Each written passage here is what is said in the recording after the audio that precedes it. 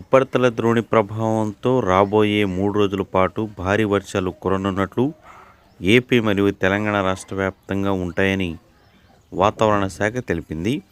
ఇక పూర్తి వివరాల్లోకి వెళదాం. ఎవడైనా లైక్ చేయండి, వెంటనే ఛానల్ని సబ్స్క్రైబ్ చేసుకోండి. అలర్ట్ 3 రోజుల పాటు వర్షాలు. ఉపరితల ద్రోణి కారణంగా రానున్న 3 రోజులు కోస్తాంధ్ర, రాయలసీమ ప్రాంతాల్లో తేలికపాటి నుంచి మోస్తరు వర్షాలు కురుస్తాయని విశాఖ వాతావరణ కేంద్రం అయితే తెలిపింది. ఉరుములు మెరుపులతో పాటు పిడుగులు కూడా పడే అవకాశం ఉందని హెచ్చరించింది. ఇవాళ అల్లూరి సీతారామరాజు, తూర్పుగోదావరి, కర్నూలు, నంద్యాల, వైఎస్ఆర్ కడప, అన్నమయ్య, చిత్తూరు జిల్లాల్లో వర్షాలు పడతాయని పేర్కొంది.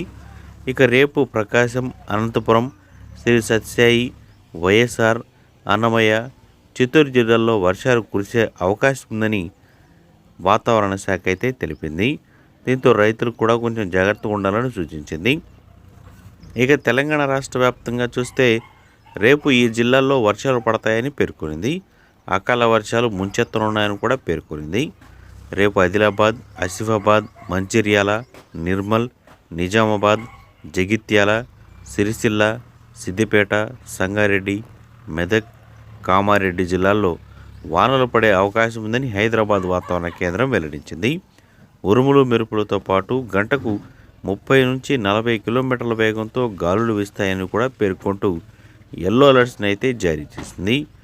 వాతావరణం చల్లబడడంతో పాటు కొంచెం ప్రజలు ఎండల తీవ్రత నుంచి ఉపశమనం పొందే అవకాశం కూడా ఉందని ఆశాభావాన్ని అయితే వ్యక్తం చేస్తుంది. ఒకవేళ వర్షం పడితే మాత్రం ఎండల తీవ్రత అనేది కొంచెం